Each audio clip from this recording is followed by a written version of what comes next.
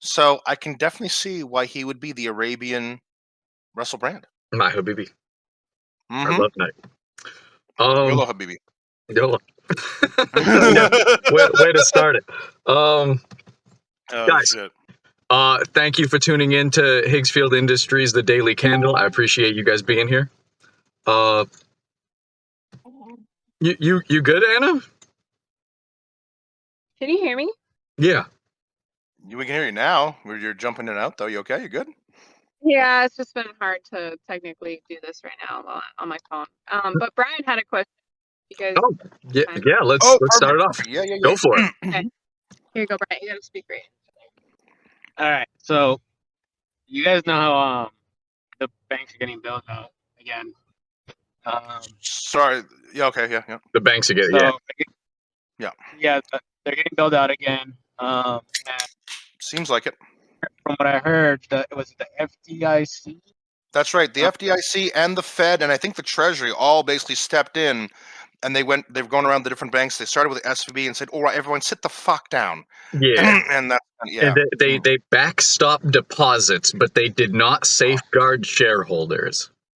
Which Yeah. the Fed is trying to change the psychology of the people in the banking system, in which they are trying to create a bank bail-in that is not mandatory. They're trying to get the people to do it themselves, like offer their capital. So if they backstop the deposits, it should stop them from, why would I need to take my money out if all of my deposits are going to stay uninsured?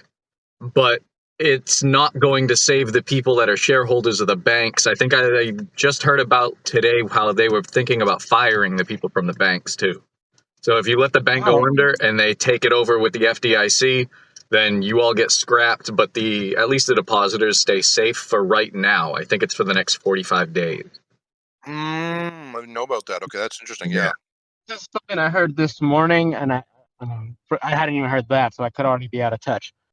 But I had heard that the FDIC was going to bail them out, but that the FDIC did not have enough money in its accounts or whatever, however it is that it works, that they didn't have enough money to actually bail them out and insure all the money that had been lost.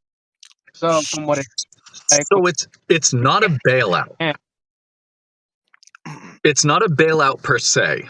So what they're doing is they're not printing money and printing or selling bonds in order to make the depositors whole. What they're ending up doing is they're taking the fees that they are collecting from banks, and they're using those fees to pay the depositors. What they're not telling you is the fees don't nearly come close to how much the depositors are actually like worth in total for the bank. And yes, this. Yeah. So like, but you were also saying that the FDIC didn't have enough to insure the depositors.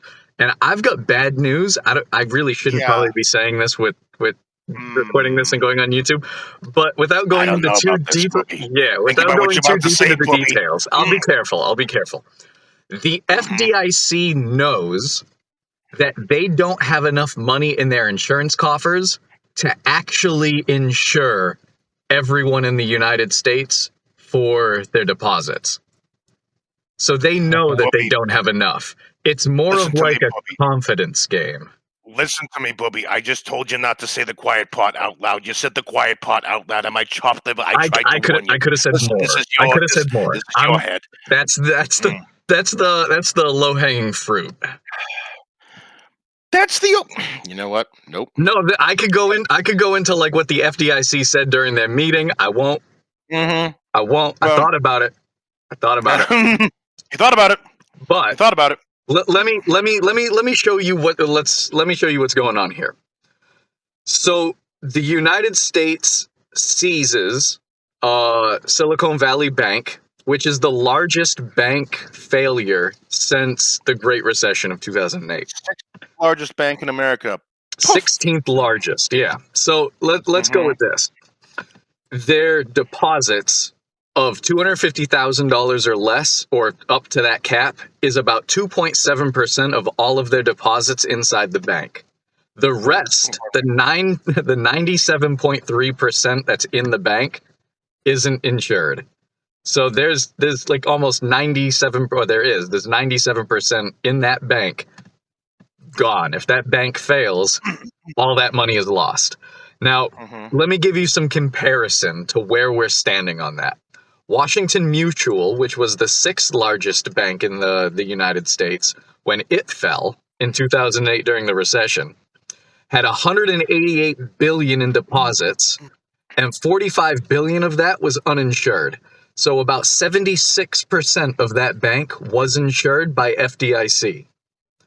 When SVB collapsed a couple days ago, they had 161 billion compared to Washington's 188, but their deposits were $152 billion uninsured compared to the 45 billion of Washington Mutual, which means that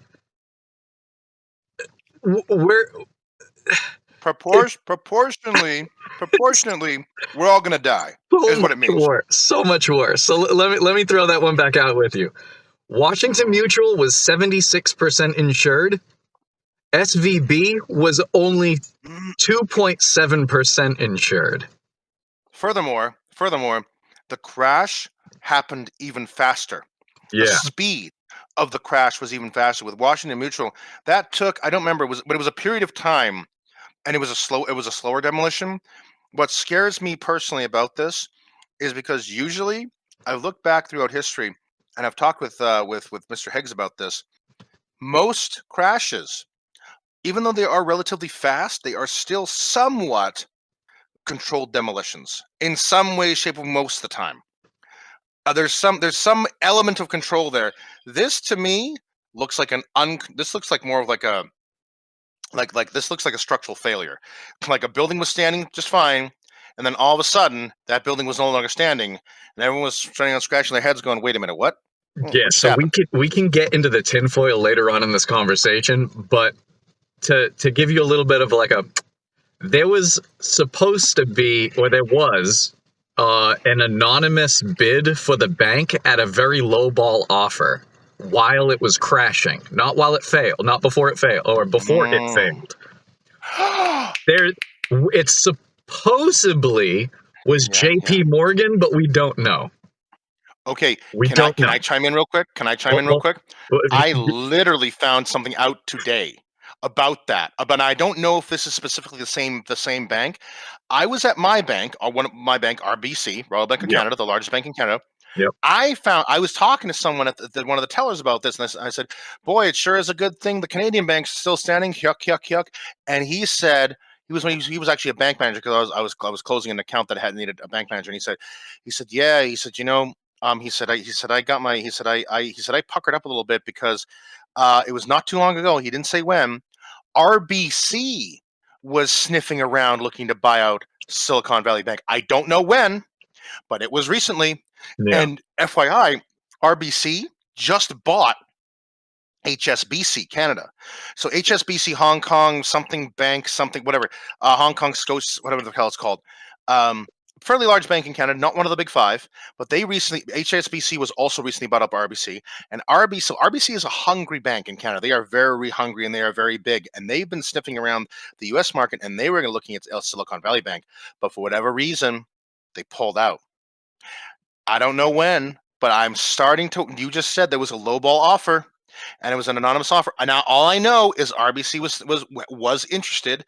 Whether they made a lowball offer or not, I don't know. But the timing is oddly suspicious, Bobby. Yeah, they're trying to pick up all those bonds and all of that, all of those assets on pennies on the dollar. But the fact is, they said no.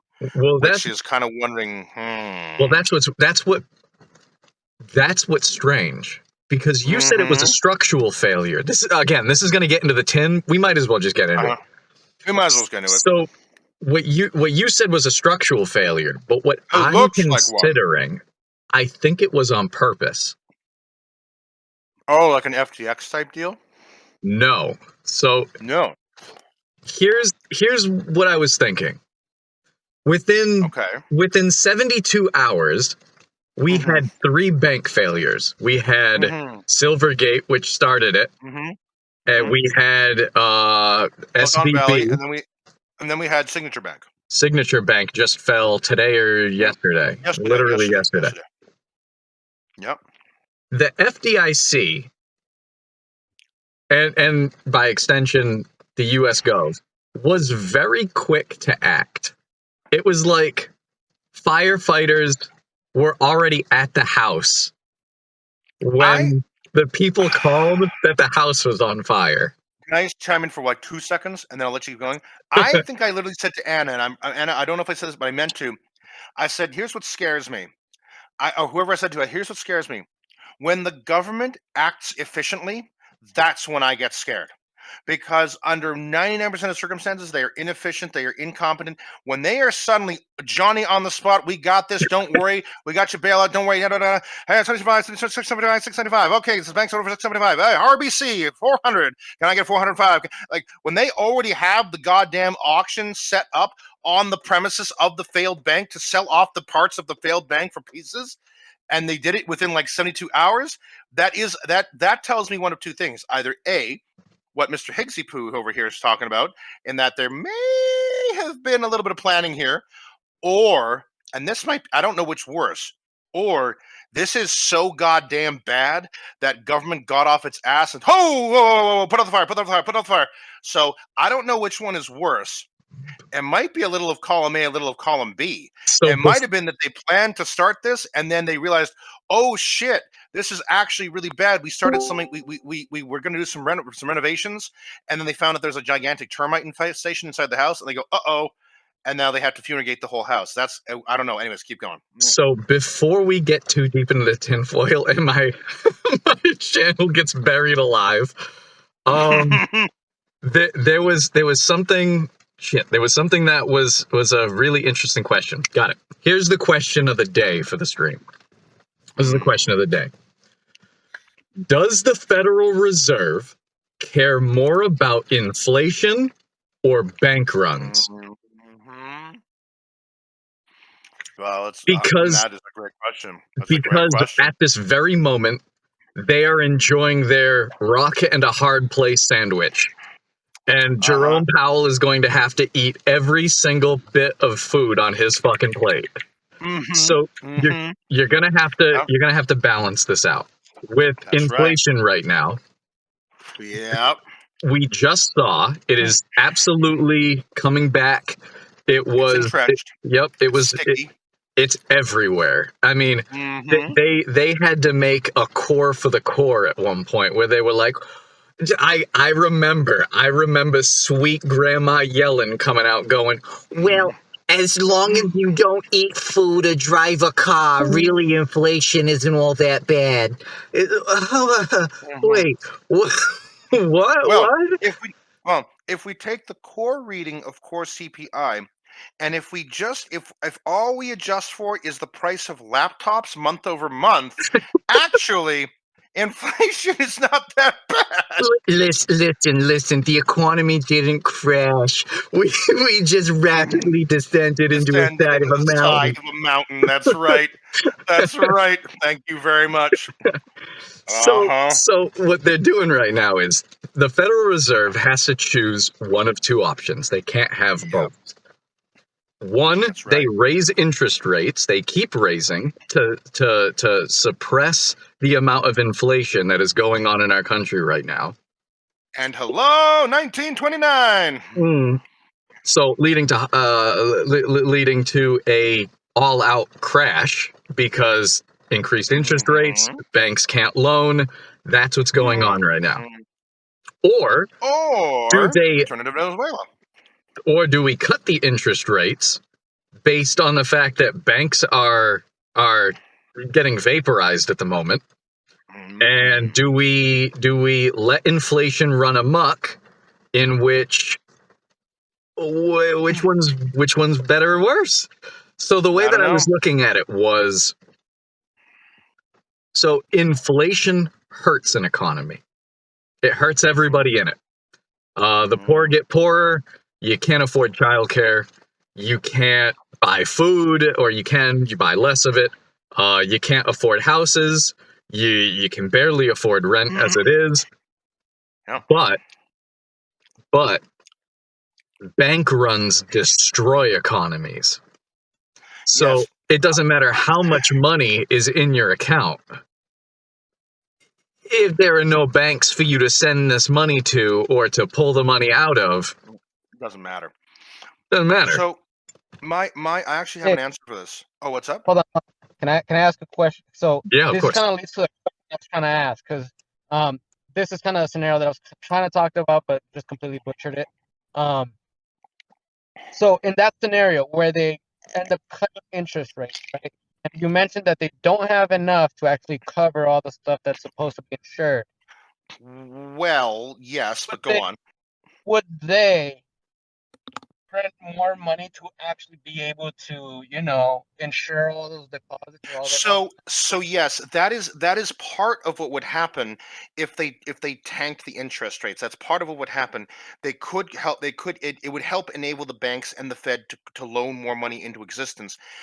And let me answer the question, both of them, both the question you posed, Brian, and the hypothetical you posed, Jasper or Higgs. Sorry, pardon me. Um, right. So there's a economist I've been listening to named Joe Brown, and he has maintained that governments, not even the banks, not even the Fed, but governments will always, always choose to kick the can down the road. And his thing is 99.99999% of the time, except in the rare case, the rare outlier of someone like Paul Volcker, they will always sacrifice the currency before the economy. Now he says sacrificing the currency will inevitably sacrifice the economy, but they can kick the can down the road, keep a functioning economy, kind of, sort of, because an economy can function in hyperinflation. See Venezuela; they do have a functioning economy, sort of, not really, but they kind of do. They One can of the still options transact. coaches that I you can still transact. And I mean, for example, for example, let's look at Weimar Germany and the Weimar Republic. It's true. Yes, people were literally and this is an actual fact, they were literally using wheelbarrows full of Deutschmarks to buy loaves of bread. And at one point, they used paper Deutschmarks as wallpaper because apparently there was something about the fabric of the Deutschmark that actually made it a good insulator, and it was more useful as to insulate homes as wallpaper than it was to go and buy bread with it. But that was at the end. But in the middle of the hyperinflation, yeah, yes, you looked like an absolute clown, but you could take a literal wheelbarrow of Deutschmark and buy your groceries for like a day. So, is that a healthy economy? No, but it is functioning. It's on life support, but the heart is still beating, and the doctor has yet to call the time of death. So, what Joe Brown has been saying to me is, or saying to everybody, he believes that in the event of a systemic failure, and actually this is what Maverick of Wall Street says too.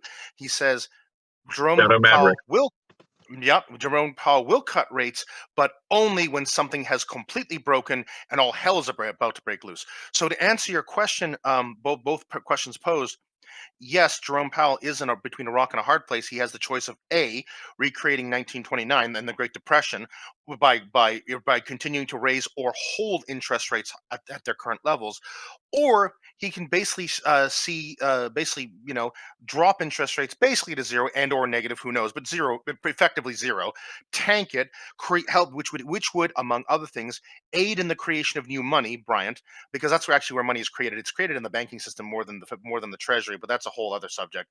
But yes, it's a whole other subject, Higgs. I didn't say shit, Bobby. All right. I It's a whole can other hear subject. Bravo coming out already. Listen now, it's Yeah. a banking system. Jay Uh, Find my Bravo. goals. Yeah, but anyway, long story short, what I think and what a lot of smarter people than I think, than I also think, Jay Powell is going to drop the rates, which will cause more inflation, but it'll also aid in the creation of more money to, I like you say, to help bail in, bail out, whatever you want to look at it, help bolster the system to kind of quote unquote print their way out of another mess, which they can't really do, but they're going to do it anyway, which is going to cause higher inflation. And then we'll see what happens later. But I think that's probably what's going to happen. I think Jay Powell's going to crack. But back to you, So, Bobby. Wait, hold on. If I understood you correctly, Mhm. that would lead to the dollar basically like being completely devalued, right? Well, yes and no, because this is another Yeah, problem. there's So, there's this thing called the dollar milkshake theory, and Oh, you're gonna please explain. yeah, so you're gonna have to be very, very careful with the way that like a lot of YouTubers will just say like you print money and the dollar gets devalued to oblivion, yeah, and then the fucking it's more it's complicated because just so much just more real quick. complicated. Yeah. So it's a good question. So in theory, okay, let me put it this way: if the U.S. was any other country, yes. However, We are not however, every other country. We have the no, reserve currency. the world reserve currency, and you still are hanging on to the petrodollar. Now, okay, this gets crazier, but China, Russia, and Iran and Okay, let's other not bring countries. in bricks. We don't need to trigger every fucking. You Fuck just that. Okay, fine. Simple, you simple, simple, just simple, said simple, simple, you simple, just simple. said Fine, simple, far simple, too simple. I many promise. keywords. Far too many keywords in a fucking Okay, in a row. Okay, I get it, Bobby. Too many acronyms. I'll settle down. All right, listen. Simply put, okay, the U.S. debt. Okay, just to give you an idea, the U.S. debt right now is something in 30 trillion or some such. Okay, so what does that even mean anymore? I don't know.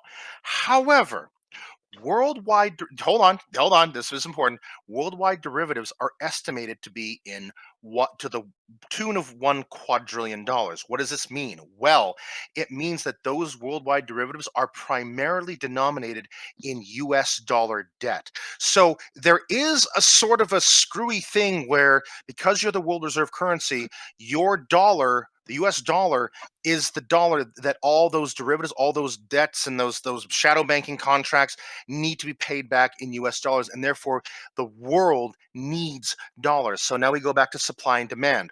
So JPOW does have a little, you have some wiggle room still.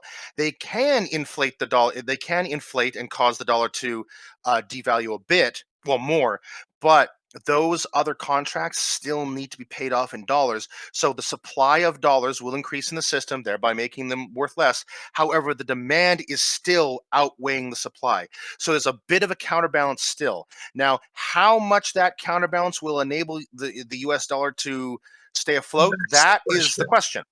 That is the question. We don't exactly know because, again, the estimation is $1 quadrillion, which I mean is just that's more money than exists in the solar system. That's it's a Yes. stupid So number. It's what silly. Grams is talking about is the shadow banking system. So like Yes. we Yeah. create dollars through like loans and all that, but there's also the euro dollar, which people outside the US create loans not in their own currency but denominated in US Dollars. dollars. And we don't keep And just track of FYI, any yeah. of that. No, no, because that is kind of between them, and it's a legal gray area.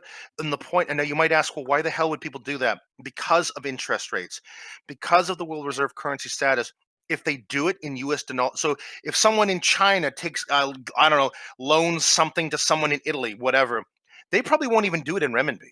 They'll probably do it in dollars because the interest rates will be better and blah blah blah blah blah blah blah, or vice versa. So most loans of the lion's share of loans outside in the entire world are done like large big loans, big loans. I'm not talking if someone's going to buy a mortgage. Okay, someone wants a mortgage for 20,000 200,000 renminbi. Okay, they'll probably just do that in Chinese yuan, whatever. And if they're in Beijing, but if we're talking about big like hedge funds, big international conglomerates making deals with each other, the big boys making the hundreds of millions and billions of dollar loans and stuff, they will do that in U.S. dollar denominated loans because they're all agreed that it has to do with the interest rate set out by the Federal Reserve, but that's another story. The point is that the rate is much lower than it would be if they were to transact in euro or Japanese yen or Korean won or even Indian rupees or Chinese renminbi. It's much lower.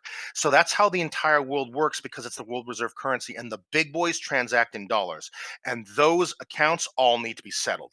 Those ledgers are in the red, and they must inevitably be balanced by hook or by crook. And it doesn't matter who goes down, somebody's going to pay that, and if they don't, So then it's so just going to cause a knock-on effect. let's not get too far off on a rant. The original Sorry. question was, does printing the money cause the devaluation of the dollar? The answer you're looking for is yes, but no. It should. We just don't know, and it will. Eventually, it will. We just don't know exactly how much is going to have to print in order to break your dollar. We don't know. You've still Well, got some. We know you still got I some would wiggle say room. that that's not exactly correct. It's not too. Oh, It's not. It's not about how much you're willing to print to break the dollar, because that doesn't matter. What If do you mean? So in order to break the dollar, what would happen is the unlimited printing would need to take place.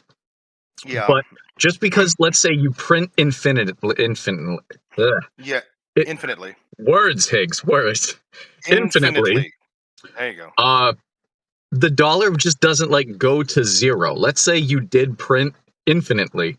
The dollar value just wouldn't hit zero because of all of these loans that are Yeah. still Sorry. out. When So I what would said be break the happening dollar, is, I meant what I meant was hyperinflate the dollar, which is still a process. I didn't mean that's what I meant. yeah. So what I'm trying to say is, in order for the dollar to hit zero, first, all the loans that were taken out need to be paid back.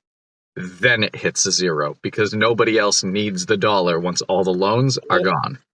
Or defaulted on. So there's that. If There, they all there, get there is defaulted that. on, Yeah. yeah, if it's a knock-on effect. Also, Brian. Okay, so yeah, that's what I meant. When I meant break, I mean like I mean like hyperinflated away to almost nothingness. That is still a process. That doesn't happen overnight. So you're right. The other thing, Brian, I would mention is that there is, and I've been learning about this. I've been learning about currency, and I've been learning about in relation to options contract. I've even been learning about the. Okay, I know I'm going to get super nerdy for 2 seconds here. Don't worry. There is an options Greek. I'll be real fast. It is a thing that governs the nature of options contract called RO. This is actually sensitive to interest rates, and this is becoming more relevant. All the So people the watching point, this video right now. hold on, relax. The point is, there's a weird arbitrage thing happening right now that you got to be aware of. Higgs, I will punch you right in the kisser. Interest rates. What? Huh? Yeah. Sorry. The point is, there's a weird arbitrage thing you're asking about. See, the dollar could end up like this. Domestically, it could end up kind of on the worthless side, but internationally, it could end up more valuable, because these two things can exist at once, because you have the dollar, you also have the stock like UUP, you also have the Dixie, and you have all these different representations of the dollar. So it's a really loaded question when you ask, will it, how much inflation will happen. It's so, trust me, like the dollar is very valuable. Like you're rolling your eyes at me right now. The No, I dollar was is more like saying, being I was more rolling my eyes at like what you were saying about the different what don't worry about it. I'll talk about what that later. Well, okay, because like for example, while prices, because think about it like this, while prices have been increasing in the US and worldwide, so inflation has been happening, the value of UUP, the stock that you can trade that represents the dollar, has been also been going up in value. So that really doesn't make a lot of sense unless you account for the fact that internationally the dollar has been holding ground. Domestically, it has been losing ground because of things like the stimmy check, like the UBI. So my point is, there's a weird arbitrage where your dollars domestically are seeming weaker than they actually are. Well, they are weaker than they would be on the international stage. This is how UUP has actually has had like a lot of gains recently, or whatever they've had. UUP was gaining while inflation was going up, which doesn't make any sense unless you take it into an international context. So it's very complicated. There's a lot of arbitrage stuff going on here. Like there are inefficiencies in the market. This is part of the market breaking, basically. These are market forces fighting each other that kind of shouldn't be fighting each other. This is also why Dixie has been like way over 100, even while inflation's been ripping out of control. That doesn't make any sense. Dixie should be crashing while inflation is ripping, but because of its position on the global stage, again, this is the domestic value of the dollar versus the international value of the dollar.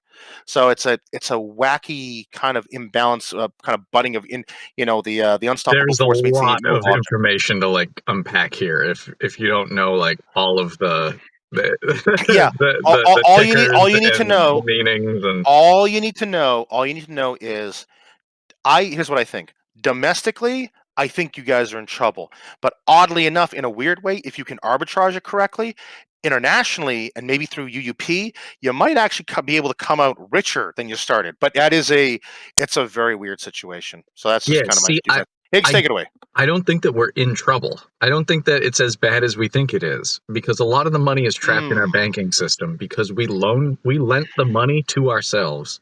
Most of the $31 trillion that we're in debt right now is to ourselves. I think it's like 70% of it, or it's something along the lines of that. Like we owe ourselves. Actually, let me rephrase that. Our grandchildren's children owe us way more than we owe any other country. So yeah, there is. thankfully, the fact that we own our own debt is one of the reasons why inflation doesn't go absolutely fucking bananas, even though it had It when we kind of printed. is. Yeah, but that was less because we printed bonds and more because we gave the people direct stimulus. UBI. Because there's a UBI, difference yes, like I between said, UBI. printing bonds. Don't say Yes. UBI because people will argue that, and it's not technically UBI. Okay, fine. Stimmies. Stimulus checks is a much better. Okay, stimmies. We definition gave of it. stimmies. You gave stimmies. Okay, you're right. My bad. But well, the only reason why I'm arguing that and making a stern point about that is because like all the conversations that we've had about what is a recession or what is inflation, people change the definitions of shit all the time in order to fit their narrative. You're so right. if we're going to talk about this, we need to use the right definitions for what we're talking about. You're right. We need to define our terms correctly. Technically, they were stimmy checks. You are correct. Yeah. So the fact that the Federal Reserve printed those from bonds and gave us the money directly and flooded our economic system is a much different way than if the Federal Reserve bails out the banks by printing bonds and giving it to the banking system. I worded it like this. If you were to bail out a bank, and if you were to give stimulus checks to the people, both are toxic. Both is toxic to the entire ecosystem of our economy. But the difference here is if you print bonds and you print cash and you give it to the banks to bail out the system, it's like a 50-gallon oil drum of toxic sludge, but you punched a finger-sized hole at the bottom of it and it's just dripping into the ground. Like, it's toxic, but you can like move it somewhere and get it somewhere else. You can kind of like stop it somehow. You can kick the can. You can potentially fix it or trap it, or you can do something about it. To give a stimulus to the people and to print bonds and just give it to everybody to spend willy-nilly, that's like having that 50-gallon oil drum filled with toxic sludge. You just rip the top off and kick the motherfucker over, and now all of it is just spewed everywhere immediately. Yeah. It's very hard to clean up. You can't move it once it's spread out everywhere. The damage is done. Fucking deal with it. Work around it, people, because that's what you're going to have to do. You're going to have to figure out how to clean that up in a different way than just moving it somewhere else. Yeah, or another way to quickly explain it.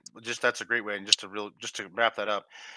The way if the Fed and the Treasury bail out the banks direct or whatever, they provide liquidity for the banks, etc., backstop deposits, that's an indirect way of that puts money into the system, but it kind of traps into the system, and it's different as opposed to the stimmy checks, because when you put the stimmy checks into people's hands, they go out and spend it en masse. See, the big boys, they kind of move money around. They buy assets, they trade assets, they do big things. You know, they do overnight lending. They create loans. It still adds to inflation, but not nearly as much as inflation as if you just give stimmy checks to every home in America, and everyone goes out and buys a new TV, goes and buys a new used car, another used car, goes out and buys goods and services on a very kind of basic level, on a smaller level, en masse. So that's the difference between the finger hole punch in the oil drum or just knocking the motherfucker over. Yeah, that's knocking the motherfucker over. Is like everyone just goes and spends it once. You puncture a hole, and that's when you kind of put it into the banking system. It will make itself into the real economy eventually. But it trickles. It slowly gets released over time. Yeah, it's still going to toxify the economy, but just not as fast. Whereas the stimmy checks are an instant, just instantly you just blanket it's like an oil spill. It just blankets a coral reef and it dies. Whereas, like, the other way is kind of like a company like slowly releasing toxins into a waterway kind of deal. It Yeah, will kill all the fish, but if you an oil spill will you'll have like dead ducks and fish right away. The other way, it'll be slower and more sinister, and eventually you will feel the same effects. So The if I oil could spill is give like, you if I could give you an example of it, is in 2008 we didn't give too many stimulus checks. What happened was 2008, 9, 10, 11, 12, 13, 14. Over those so many years, prices steadily increased where inflation took over, but nothing crazily went out of proportion. While in this right. situation, we got to the bottom of the crisis in 2020 because of and we gave all the stimuluses, and within 2 years, everybody saw 30% on gas. It's There you 50% on go. eggs. House prices doubled. Like, so many people had extra income to spend that everything just ran amok. It's a perfect example. The slow Perfect trickle example. to knocking it over and just having fucking toxic waste everywhere. There you go. Perfect example, yeah. So the damage was still done, and it just took a little longer. Exactly. But the problem this time is, well, I don't even know.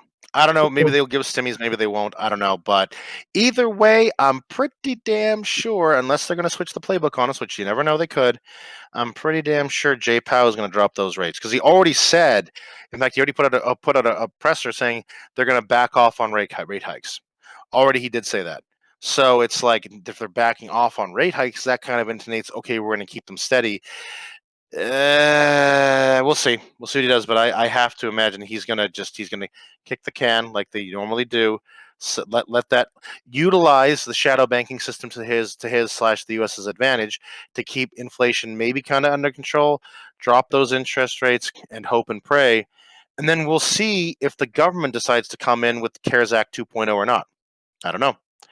You're gonna have to ask the Bidenator about that. So, in order for any of that to happen, the banks would need to fail completely. As long as they haven't yet. They haven't yet. Not yet. And even though that companies like BlockFi, Roblox, Roku, DNA Ginkgo, Lending Club, Etsy, even cryptos such as Circles, USDC, and Ripple, even those were affected. But it isn't systemic yet because of the potential backstop. Now, hear me out on this. Normally, government's first their first fix fails. Normally, the first thing that they do, fucking horribly wrong, and then the second thing that they do normally fixes the problem. Second or third. That's what happened during the crisis, where they cut the interest rates. That didn't work. They passed some stimuluses, and then they passed another stimulus, and by that time, then it started to roll over with the CARE Act. But yeah, what I found interesting was today, about 2 hours ago, Michael Burry sent out a text. He sent out a tweet, and he said, "It could be over quickly. I see no true damage." And I agree with him. I don't think what we just saw was enough to actually break the system. As long as the government backstops the deposits. Yes, because, and that's where I was getting to at the beginning of this topic. They're trying to change the psychology. Yes. If they can change the psychology of stopping a bank run and at least telling them that we have this special purpose vehicle that allows everybody that deposits their money to be overinsured, the $250,000 up to an unlimited amount, if that creates enough confidence in the system where they stop the bank run, then that's it. Okay. It's over with. Well, in theory, it ought to be over with. Let's put it that way. It ought to be over with until another bank fails. But that's right. But if one bank fails at a time, that's manageable. If everybody bank runs, because all confidence is lost in the system, that's where we have our problem. That's game over. Yep. As long as the system doesn't completely collapse and bank runs aren't the norm in the next 24 to 72 hours. Everybody should Yeah. calm the fuck down, and we should see a relative calm before the storm. If any more banks are going to get affected by this whole FTX collapse and SVB, that will suddenly be okay because it will stop all of these startups. SVB has 50% of the United States tech startups inside of its depositors. So if it can save that many startups from losing their jobs, that's good. And I had said before that they have a key date, 45 days. If they need to extend that 45 days, but confidence is restored where nobody else is bank running, they can extend that for as long as they need, and everybody will stay relatively quiet. Yep. The tinfoil now is in the middle of this year, there will be the CBDC, the digital bank, the central bank digital currency. If there's going to be any bank failures, it's going to be between now and the middle of the 2023 year. It'll be between now and the end of the second quarter. Yeah. That brings us to a question that Anna had, and she said, where do we put our money? Where is a good idea to should we get our money out of the banking system? Should we take it out, put it in cash? People say buy gold and other hard assets like silver coins. Do we put it into houses? What do we do with our cash? And I'd like to preference all of this with saying I'm not a financial advisor. I have no idea what I'm doing. Please don't listen to anything I say. I'm an idiot on the internet. Thank you. Have a wonderful day. But I think the best thing that I would do is you have to put your money into different banks. I don't think that it's wise to take it all out of the banking system because you're not going to be able to pay your bills. Yeah. I'm pretty sure that even there's no benefit to it. There's really no benefit to taking your money out of the system other than if you were to convert it into gold and silver. Okay. Keep going. It's better for you to have a diversified amount of banks. Do a little bit of research. Maybe put it in some of the larger banks like JP Morgan, because they are probably, in my opinion, the most the most cayenne out of all of the fucking banks, but they are also the most fucking Looney Tune, where they will get away with the craziest shit and nobody will bat a fucking eye. So they can do whatever the hell they want. As Maverick of Wall Street says, over to JP Morgan, the laundromat. So yes, they are the laundromat. Yes. Yeah, So should be, they like to be clean. That's it. listen. Listen, to me. They diversify. They have a really nice suit cleaning thing in the basement. You can go and get your suit cleaned there. It's a complimentary thing for the bigwigs who have like really, really nice 3-piece suits. They do a lot of laundry at JP Morgan. Okay. Yes. They're diversified. Okay. Yes. It's a cash business. Anyway, keep going. But I would say that would be the best thing that you could possibly do. May I chime in? I have an addendum to that real quick. Yeah, sure. That's not bad advice. Again, I'm just some schmuck with a philosophy degree. I don't know nothing. I'm not a financial advisor. Do not listen to me. You will lose all your money. Thank you. Have a nice day. Moving on. At least in Canada, in East Germany, here the credit unions, and I think the same thing works in the U.S. If you put your money into a credit union, and specifically a checking account.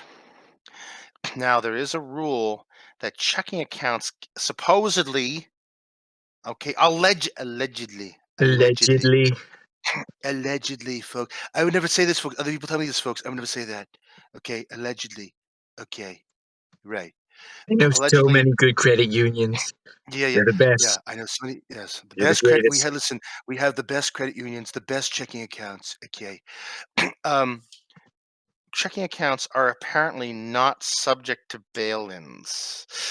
Apparently, your savings accounts are, but your checking accounts are apparently, particularly with credit unions, they are not. There's something in Canada where, like, I don't know if it's the same as states, but you can't, like, credit unions can't bail in for some reason, or they can't bail in your checking account. My point is, he's right. Spread yourself out. I would say maybe spread yourself out between a couple big banks and say a couple of credit unions, and keep your money in the checking account, because I believe that is because you don't earn interest on your checking account. You're not supposed to, and so it's considered a different type of account under the law.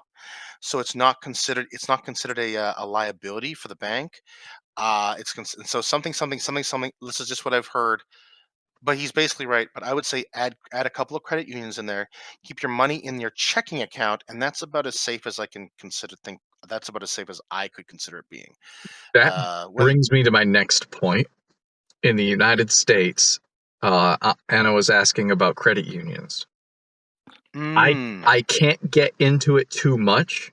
That'll probably be another mm, topic for another one of these videos. I might talk about it on the next episode mm, with Knight again. You guys will see Knight in the upcoming third episode.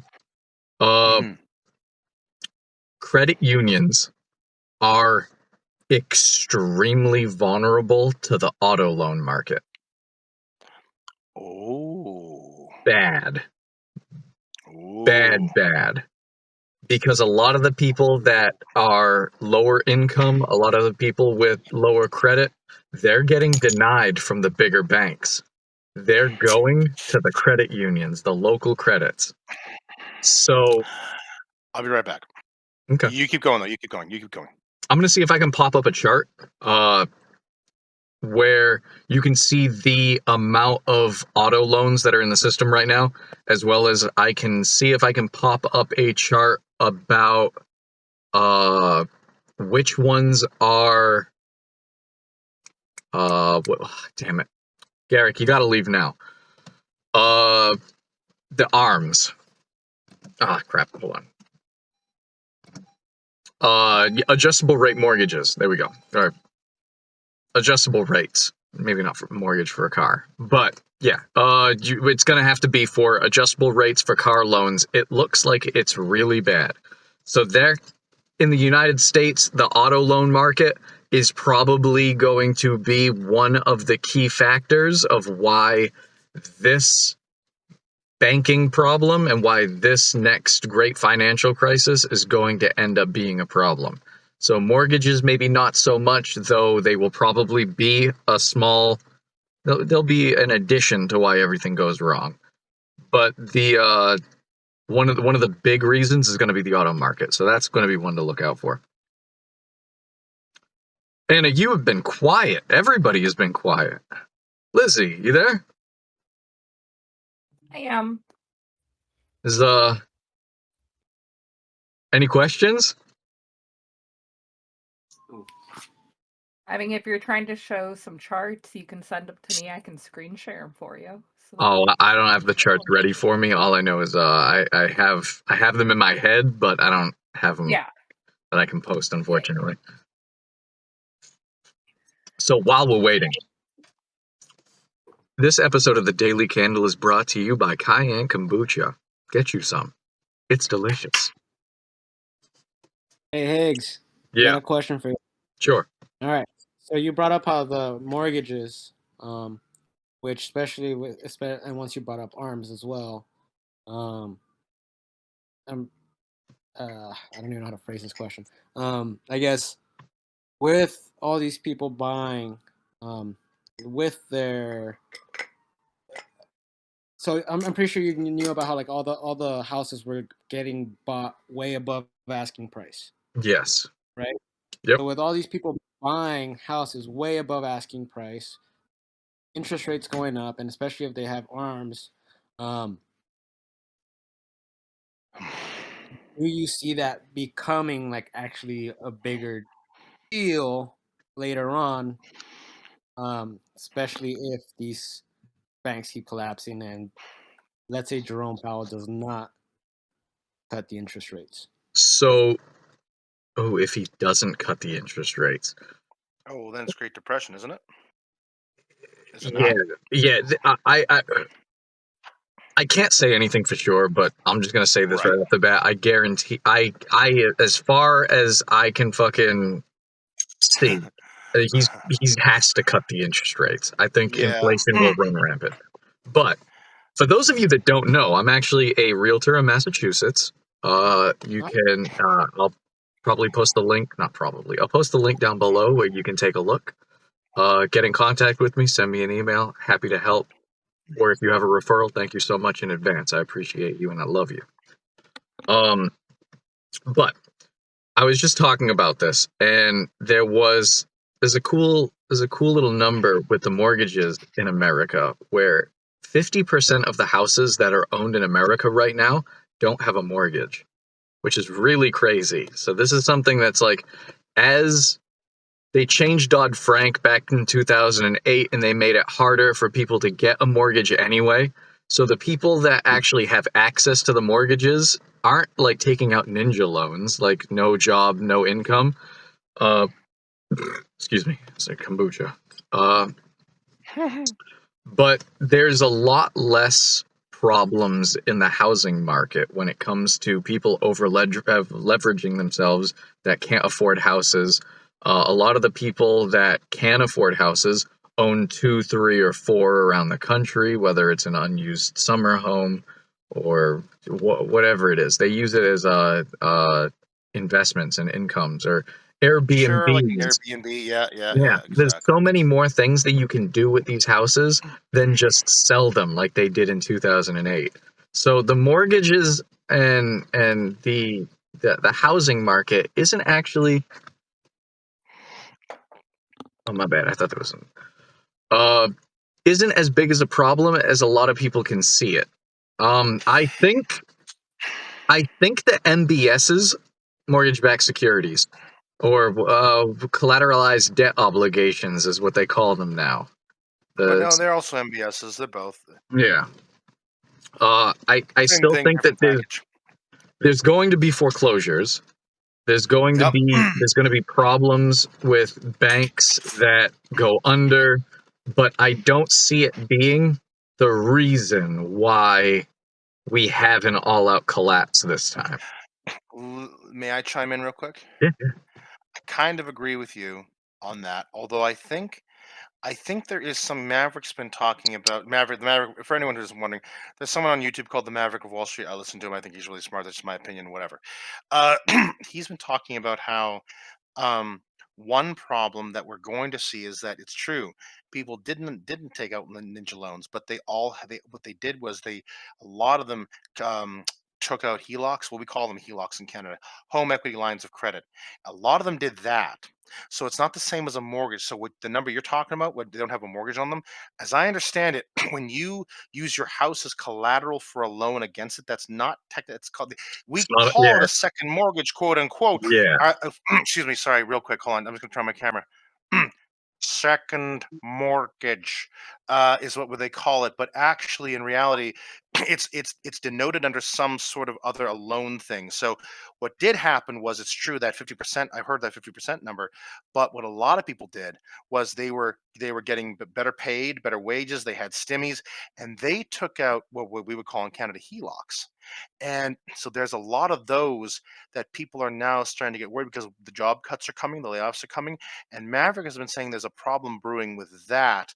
However, I also agree that that's not necessarily going to be the linchpin of what could cause a systemic crash. What I think could be the linchpin is that's one straw on the camel's back, but there are several bricks on his back too that are already crushing his spine, and those are record levels of credit card debt. It's surpassed $1 trillion. Record levels of subprime auto debt, which has surpassed record levels.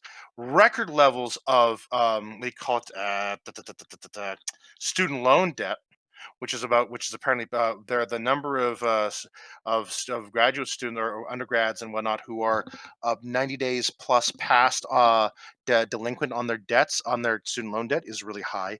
There are a lot of other debts in addition to whatever the housing debt crisis may or may not be.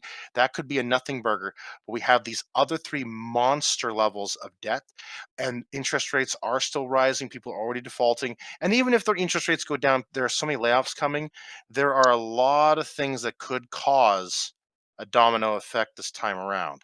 Will that happen? I don't know, but there are other landmines out there we have to watch out for aside from the housing market. But I would agree, the housing market this time is not the biggest landmine. There are others out there. That's just my 2 cents. So there's this added thing where I was talking about the rock and a hard place for Jerome Powell, where they were Right. talking at the last FOMC meeting. Was it Yeah. FOMC or no? I think it was just was. it was just a government hearing. It was just a was it Oh, FOMC? Powell testifying. Yeah. Powell testifying. So there was That's right. a meeting that Powell just was at, and he was asked a question, and he was saying, "All right, so according to history, what would it take for the economy to get back down to 2% inflation?" And that's the Fed's target.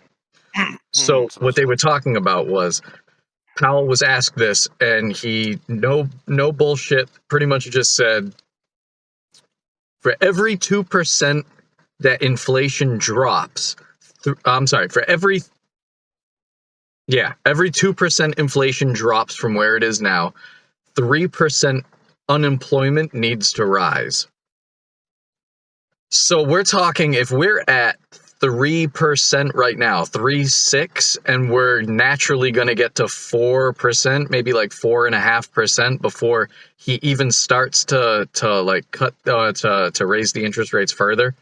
We're talking, let's lowball this and say 3% we're at. 4, 5, 6, 7, 8, 9.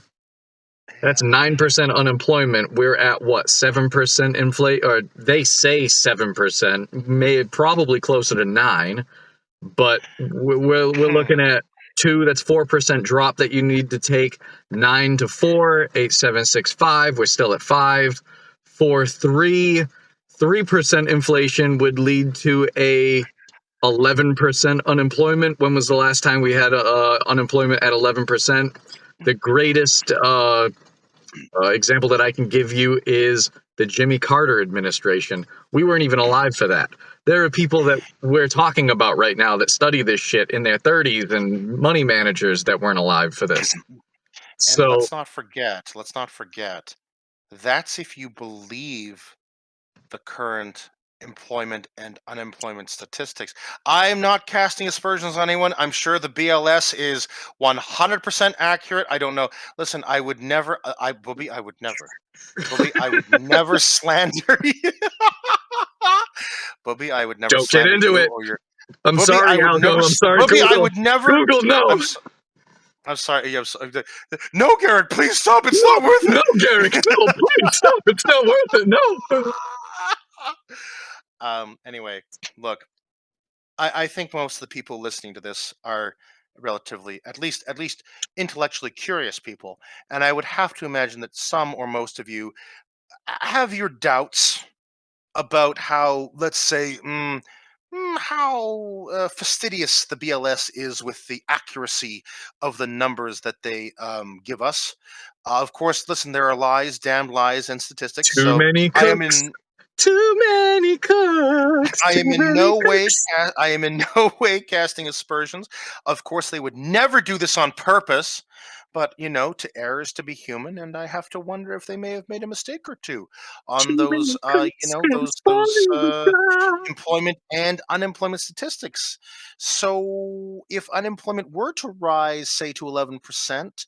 Who knows? There could be a margin of error. Hey, listen. Hey! Before you get too upset at me, Donald Rumsfeld went onto the and this was televised, so I'm not doing anything crazy here. He went onto the front lawn of like the White House or the estate, whatever, and said and talked about how there was a $2.1 trillion accounting error at the Pentagon the day before 9/11. I'm just saying, accounting errors happen from time to time. Do you hear that? Do you hear that?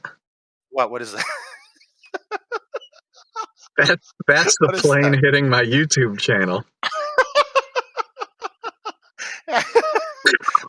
listen. I Gone, didn't look. gone before it ever took off. Okay. Sorry. It was sorry. Let me rephrase that. He went. Listen. He went out onto the White House lawn on December the 10th, 2001, All right. and mentioned there Too was many a counting error. keywords. Too many keywords. I said December the 10th. I said December the 10th or November the 10th. Sorry, or September, whatever it was, whichever. I don't even remember which month it was, Bobby. I'm probably Good. wrong. I probably misremembered. It was. All I'm It was. saying, It was February accounting errors 32nd. happen. Accounting errors happen, and I'm just saying that what you're saying about the 11% thing is a very good point, and I have to wonder if it's maybe there's a few people unaccounted for now that might be accounted for later, and maybe that 11% turns into 21% real quick, possibly, maybe. Anyway, yes, unemployment could be a problem in our near future. Is all I'm trying to say. It just depends on how you count it and how long you cook it for. I mean. It's all about the recipe. How long you marinate? Yeah, well, if you marinate something in the fridge for 24 hours, it's going to taste different than if you marinate it for 48, right? So it's the same piece of meat. It's just marinated for a little longer. It's going to create a different flavor. How long ago was 08? Can you marinate something for? Can you marinate all something things for being 15 relative, years? it'd probably been marinating for a month in the fridge as opposed to 48 hours. So it's going to take. Listen. You can marinate, or you can dry age steak for several years. That's going to produce a different flavor. It depends on how you want to cook it. At this point, America is just a well-aged block of cheese. Yeah, pretty much. But I mean, I think the whole world is really. I don't think it's just America. I'm fucking hungry now. Well, you should have thought of that before you got in your car. We've been running for about an hour. I think I'm gonna do the last. Good. Yeah. Let me do the last few announcements. Big announcements coming for Higgsfield Industries for the gaming sector. There's a few things that we're going to be talking about later on. Hopefully, I can bring you a lot of this information sooner for charity global events sponsored by Gift Global Initiative. If you guys want to donate for a good cause, they run a Sports for Solar program. They help children all over the world get solar lights, schooling supplies. They help everywhere: Tijuana, Mexico, Saudi Arabia, South Africa. It's a great cause. I'll put the link down below in the description. Is there anything else that we need to cover? I mean, not for me. I think you definitely covered everything I wanted to talk about. What about you, Anna, Brian? Did you got anything to say? Any other questions? I think I'm good right now, but Brent, do you have any questions? I have a question, but I don't know if this actually relates to this right now. Shoot it. Let's just see. It'll be a fun one to end it on. All right. So you brought up the auto industry. I did. Yeah, we both did. Yeah. And yeah, well, yes, you too.